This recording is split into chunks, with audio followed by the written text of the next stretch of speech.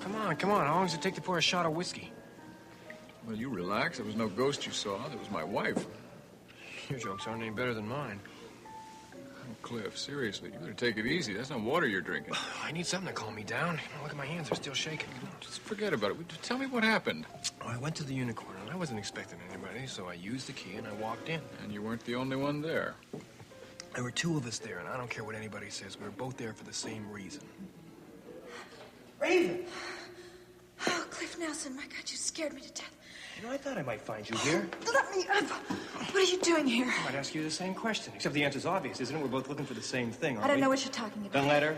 The letter that you gave April and Draper Scott? Don't be crazy. It flew off her terrace. Into Elliot Dorn's hands. Or else, why are you sneaking around here so late at night? Elliot was my friend. He gave me a key to this place. You're the one who's breaking and entering. Oh, why don't you call a cop? Cliff, I was looking for a compact, a solid gold compact that I left in his office. Sure, yeah. Did you find that letter in there, too, while you're there? What are you doing? I need that letter. Stop it. Hey, you don't have it. Raven. See you in court tomorrow? If she was looking for a gold compact, I'm Napoleon Bonaparte. No, you're too tall. It's still very hard for me to believe that Elliot Dorn got his hands on that letter. Well, Raven must have thought he had that letter, or else why would she be in that office that late at night, huh? You sure she didn't get it? She didn't have it on her. I searched. I don't think she found it. Of course, then neither did I.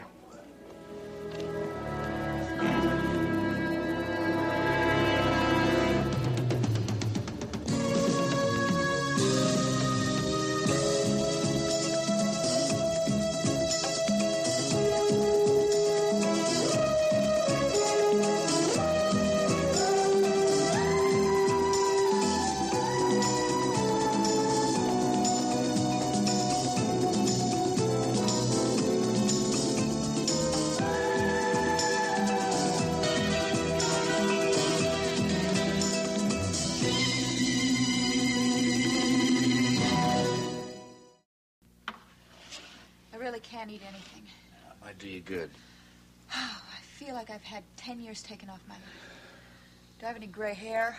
Look, I can't help thinking you brought it on yourself. You should have notified the police about your lost compact. If it had turned up when they took inventory of the Unicorn, it would have been returned. Well, I didn't think of it. Well, I did think of it, but I thought you might be upset with me. Me? Well, then you'd know that I was in Elliot Dorn's office not too long ago. I think I would have survived the blow. Derek, I would have been fine if it wasn't for Cliff Nelson. He had no right to be there, you know. Careful, sweetheart. This sounds like a classic example of the pot calling the kettle black. Well, I can just imagine what he's going to say about why I was in Elliot Dorn's office. Such as what? I don't know. But I'm sure he has a wild imagination. Well, you're worrying about nothing. The real problem is that the Unicorn shouldn't have been accessible to anybody. All the extra keys should have been rounded up by the investigating officers. Padlock placed on the front door. Well, there wasn't. There will be. You're not going to let him spread rumors about me, are you? Don't you worry about Cliff Nelson. I'm going to have a talk with him. Find out just what he was doing there and how he managed to get in. Good. Threaten him. Really threaten him. He's a coward just like all other bullies. You'd like me to beat him with a rubber hose? Yes, he deserves everything he gets. He had no right to do that. I was scared. Please spare me your upstanding citizen routine, will you? Derek, I just want your help. Yeah, you always come to my office or my apartment whenever you need help. Of course I do. I feel very secure here. Why shouldn't I come to the man that means more than anything in the world to me? I mean something to you? Yes. Why else did I mean, why did we... Derek, you know what I mean. You just think it's nice to have the chief of police in your corner. If somebody else had my job, you'd be at his house right now. How dare you say that to me? It's the truth. If you cared about me, you wouldn't say things like that. I care about you. I just don't care to be used. Oh, really? Maybe I should just leave. Oh, no, wait a minute. I didn't say that. I won't bring my problems to you anymore. Not here, not at the office. I mean, you don't need to feel used because I'll never see you again. Never.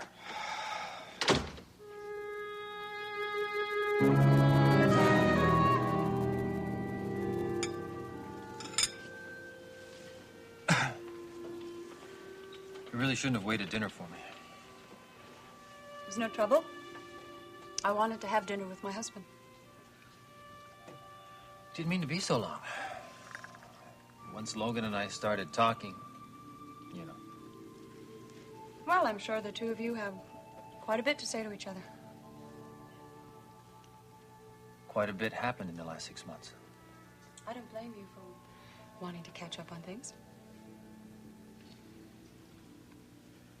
But you didn't talk about just business, did you? No. Talked about what went on between the two of you during the 6 months you thought I was dead. I see. You made the transition to young, attractive widow pretty well. It was very difficult for me, Draper. But it was something I had to do to survive.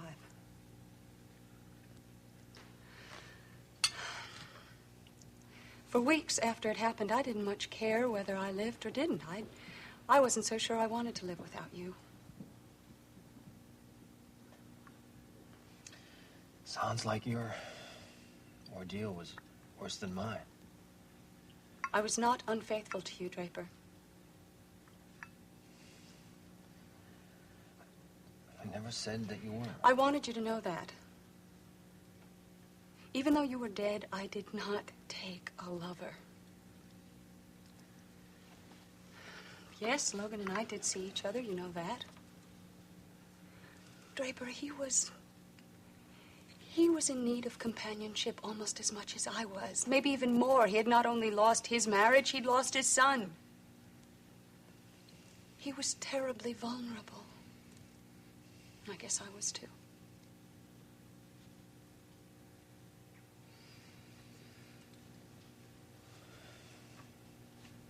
Did you kiss him? Yes.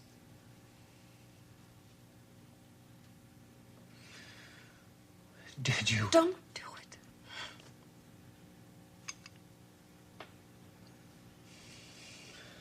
Sorry. I don't know why I brought that up.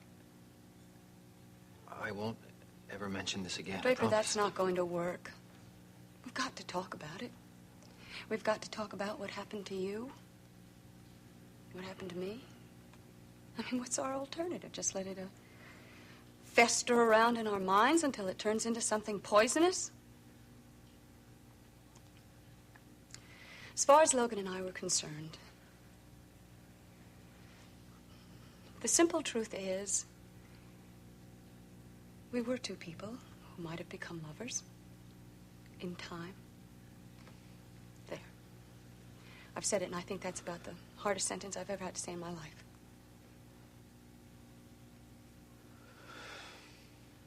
Yeah. I guess it was hard to do. I appreciate your coming out with it. That's what you were thinking. Wouldn't have done any of us any good to deny it. No, it wouldn't have. But what is important, Draper, is that time never happened. Everything stopped the moment you came back into my life. It is all a memory now, Draper. And obviously, it is a memory that has caused a lot of people a lot of pain.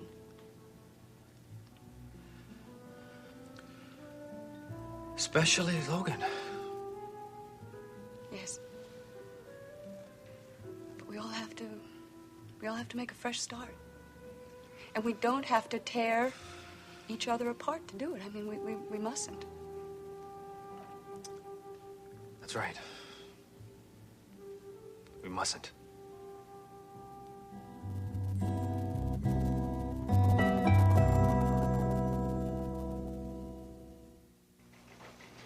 Well, yeah, as a matter of fact, she's sitting right here.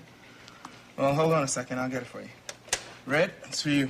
Can you take a message, Calvin? Tell whoever it is I'll call back. No, I think you better take this one now. It's Big Chief Mallory, and it sounds like he's on the warpath. Oh, brother. What did I do now? Hello, Chief. What can I do for you? Why don't you do your job? I am. What's the problem? You are the investigating officer in charge of the Dorn murder case, isn't that correct? Yes. Well, look, hey, I don't think it's fair for you to come down on me because I haven't made an arrest yet. There are a few procedural rules that you can't seem to remember. Will you tell me what is on your mind? A scavenger hunt took place tonight in the late Mr. Dorn's office. Cliff Nelson was snooping around looking for God knows what. How did you find out about that? I've got my sources. Well, did anything happen? Nothing was taken as far as I know, but evidence might have been tampered with, even unknowingly. Look, Cliff is a lawyer. I'm sure that he was very careful. You wouldn't happen to know how he managed to get in there. I do. You want to tell me about it? He had a key. And just how did he manage to get that key? I gave it to him. Something told me that was going to be your answer, considering the fact that you're responsible for rounding up all the extra keys. Do you want to tell me what on earth possessed you to give a key to a man who had no business being there in the first place? Cliff had reason to believe that there was certain evidence pertaining to Logan's custody suit that was very important to the case, and it was in that office. Well, the least you could have done was to accompany him there, then you'd only be stretching the rules. Well, I didn't think that Cliff was going to take anything that didn't belong to him. You just didn't think, period, Detective. That was your problem. Yes, sir, if you say so. I don't know which one of my officers right now holds the trophy for breaking more rules and regulations, but I dare say you're coming dangerously close to that distinction. I was doing what I thought was right under the circumstances, Chief.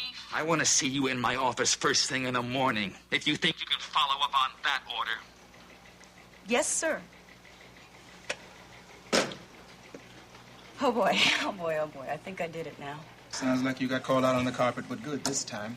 I think that when I walk out of the chief's office tomorrow morning, I'm going to be assigned to permanent school crossing guard duty.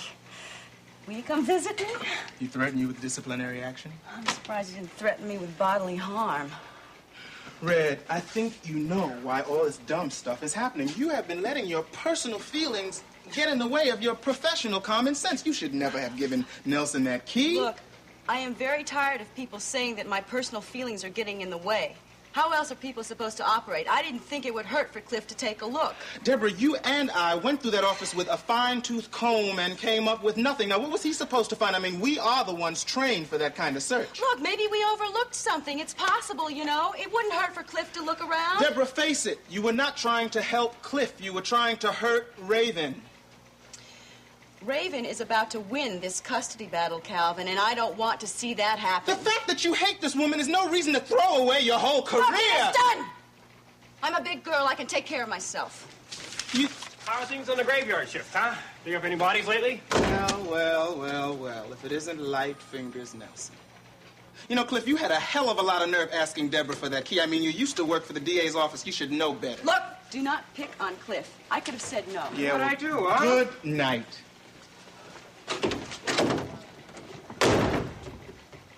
Ready to go out and have that drink we talked about? I think you've had enough, Cliff. I've got to talk to Hey, Calvin. wait a minute, this is business. Don't you want to know who I found in Elliot Dorn's office?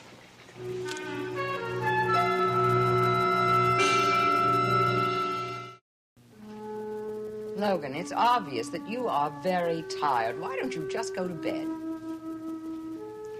Considering the way things went for me today, Geraldine, I probably would have been better off if I just stayed in bed in the first place. You know, my dear, you have never been one to wallow in self-pity, so please don't start that now. I have never seen you in such a defeated frame of mind, and I might add that it doesn't suit you one bit. Now, I know the custody trial is going badly, but... Badly? The portrait that is being painted of Raven in that courtroom is not only going to get her custody of Jamie, she could end up a candidate for sainthood. But the trial isn't over. It's just a matter of time. Cliff Nelson asked for a continuance on the grounds that new evidence might be forthcoming. Now, surely that must be a glimmer of hope. He was stalling, Geraldine. He was bluffing, playing for time. He hoped he could come up with Raven's letter.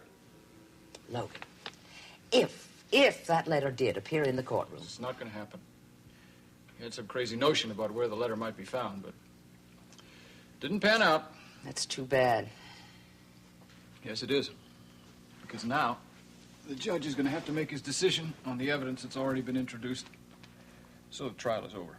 I am not going to allow this defeatist attitude. Something else happened to me today, too. Icing on the cake, you could say. More bad news? Well, not bad, really. Difficult for me to deal with, though. Had a drink this evening with Draper. We had one of those air-clearing discussions. The subject was April and what we meant to each other while he was away. Well, it was only a matter of time before that conversation took place. I guess so. I guess I'm glad we had it. It's much better that Draper heard the truth from you rather than accepting that sordid portrait painted by Raven's attorney. Well, now he knows how I felt then and how I feel now. Good, I'm glad. Now you can all get back to your previous relationships. No, Geraldine, I don't think so. I don't think we can ever go back. I see no reason why you should drift apart. That would be a pity. Yeah. We'll have to write occasionally. What are you talking about? I haven't told you yet. I should have. You should have been the first to know. I've decided to leave Monticello. You can't be serious. Oh, but I am. And I'm going to miss you, Geraldine. You have no idea how much. Look, you can't leave Monticello. Why, that would be sheer foolishness. Makes perfectly good sense to me. In fact, it seems like the only thing I can do. But, my dear, you have so much going for you here. Your career, the people who care about you. You can't give up all that. When the judge hands down his decision tomorrow, I'm going to resign my position as district attorney, and I'm going away. I don't know where yet, but I am going. Monticello's become a very unhappy town for me.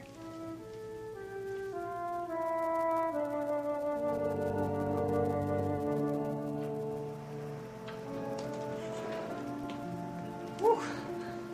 Nippy. Thanks.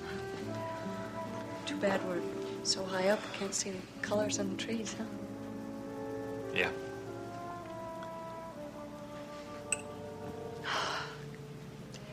Draper, when you spoke with Logan tonight, did he mention leaving Monticello? Mentioned it one time. Do you think he's really serious? Depends on the outcome of the custody trial. Yeah, of course. You think it's something else? Well, I'm sure that he couldn't bear to live in a place where he knew that Raven had custody of his son.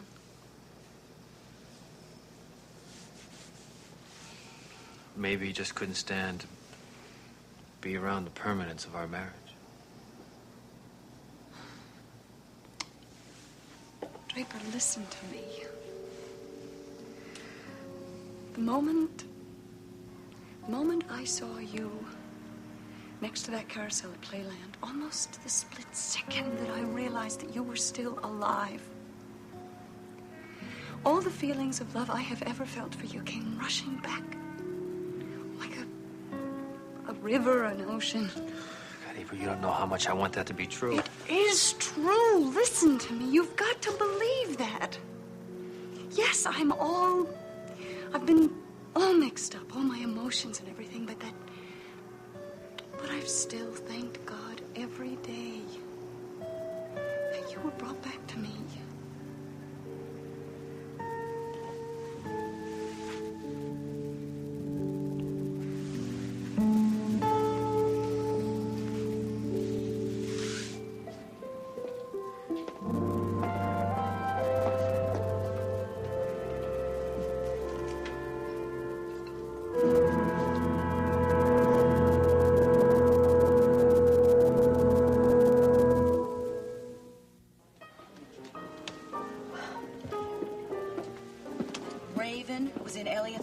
Yeah, from the looks of the place, she'd gone through the filing cabinets and everything before I could stop her in the act. Boy, I have a good mind to bust her for breaking and entering. Ain't no can do. She got her key from Elliot Dorn himself. That constitutes permission from the lawyer, don't forget.